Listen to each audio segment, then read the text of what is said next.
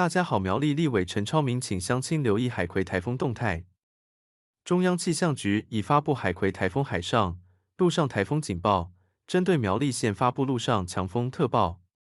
由于海葵台风路径不停出现变化，各国预测都不同，甚至不排除会二次登陆，因此，请乡亲随时留意气象资讯，做好相关防护措施，多一分准备，多一分安心。